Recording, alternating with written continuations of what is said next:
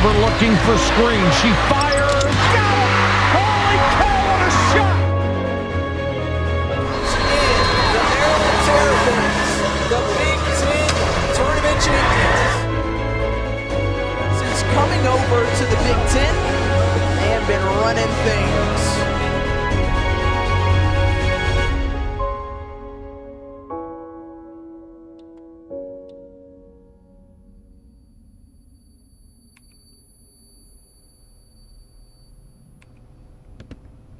On this week's episode, Doris Burke and I will take a look at Maryland legend Crystal Langhorne's performance in the 2006 Final Four. What are your thoughts on Lang, Doris? Well, you talk about one of the best young post players in America. When you look at Crystal Langhorne, quick off the bounce, active around the rim, they'd be wise to establish her early. Couldn't agree more, Doris, and we'll see that with the first clip here. We'll see this is one of the opening possessions of the national championship game against Duke, and Duke's defensive strategy will be pretty clear-cut. As the ball goes into the post, bang, we have an immediate double team on Lang. And Duke is so concerned with Lang that they're doubling on the pass, which means as Christie lets this pass go and the ball is in flight here, Duke is sending their doubling defender here as that ball's in the air, so that on the catch, their defender is already in Lang's face and isn't going to allow her to get any momentum towards the basket. Duke is doing this for two main reasons. They had just used the double team in their previous matchup versus LSU to shut down Sylvia Fowles, which led them to victory. And they also saw our tape versus UNC in the semifinals, where Crystal dropped 23 points on 83% shooting. So Duke's going to send that double early to try and not let Lang get anything going in this national championship game. So Lang has to read this, because now Duke is in rotations. As we see, Laura Harper here is going to dive to the hoop, and now this defender has to take her to prevent the layup, right? So now it puts this defender, Mo Curry, in a predicament, because she's now forced to guard two players, here and here, both shooters. And our shooter up top, Ashley Newman, does a great job sliding over to the opposite wing, which is going to make this defender's closeout long regardless of which player she chooses to take.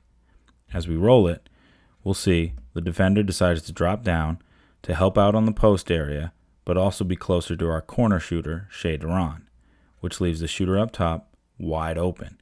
Lang finds her, and we get an open look. We don't connect, but that's a great shot for us. At the same time, this is exactly what Duke wants. They want to prevent Lang from having a big game and getting anything inside, so they're willing to give up these threes early.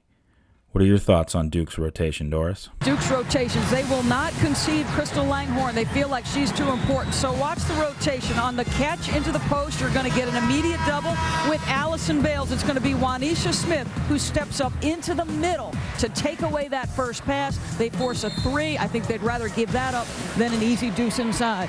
Great point, partner. And we'll see in this next clip how committed Duke was to doubling Lang in the post.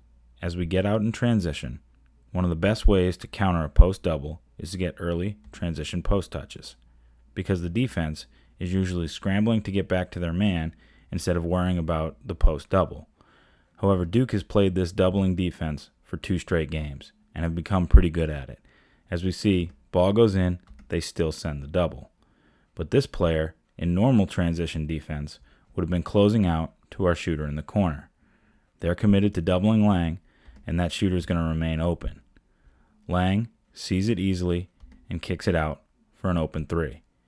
Bang. We knock that one down. Continuing to hit the open three-point shooter and knocking down those shots will eventually soften up the defense. As I mentioned before, Duke's decision to double was primarily predicated off the fact that they had seen Lang destroy one-on-one coverage in the national semifinal game versus Carolina. Here, we have a very similar transition post-up as the last clip, as Christie will punch it into the post and will freeze it. We have almost the same situation as we did last time, but instead of this player staying hugged to Lang to double, she closes out to the strong side shooter, giving Lang the one-on-one coverage. And Lang one-on-one is a mismatch versus anybody. Easy drop step, layup.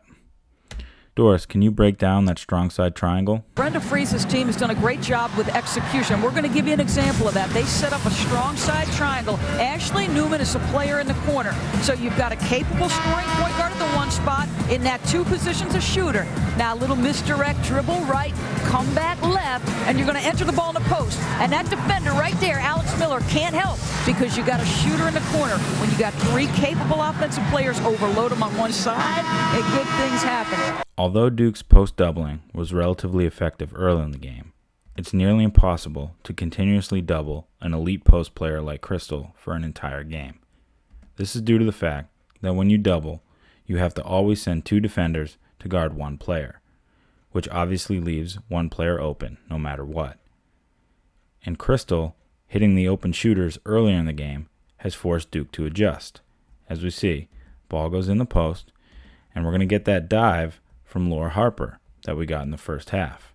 But in the first half, Duke was committed to protecting the hoop, and this defender here would have slid over and taken away Harp on the dive, leaving this weak side shooter open. But since they've been burned for a couple threes, that defender is going to stay hugged up to the shooter on the wing. So as Harp dives, she's going to be wide open. Lang can read this easily and hits Harp on a nice post-to-post bounce pass. Easy layup.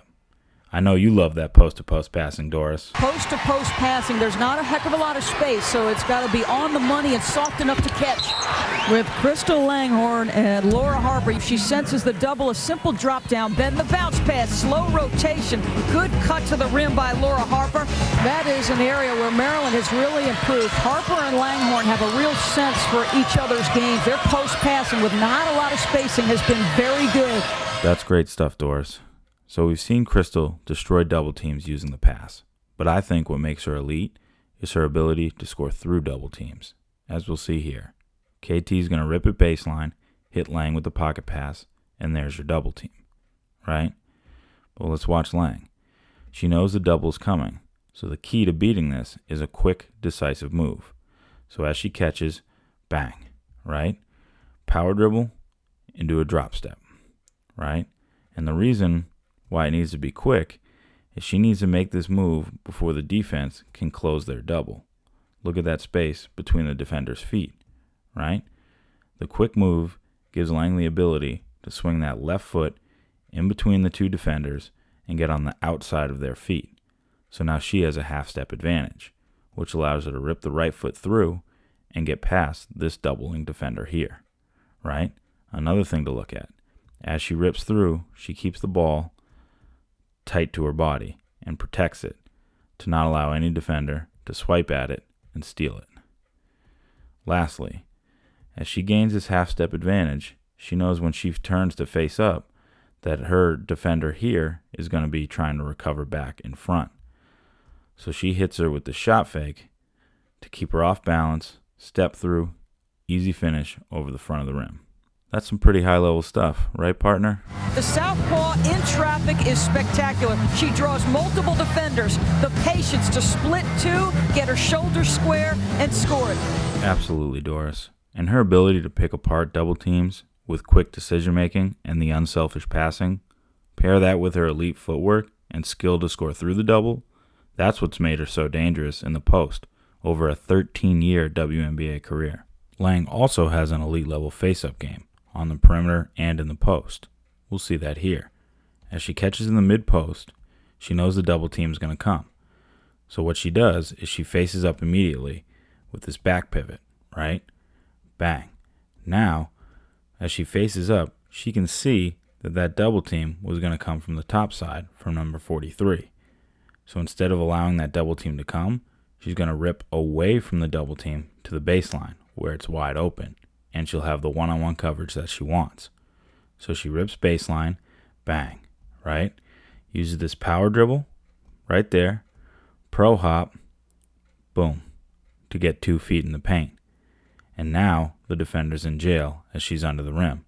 Doris, can you recap our listeners about what jail is? They get her isolated on the post, is in jail. If your body is underneath that orange rim, that is jail. You cannot defend without fouling from that position.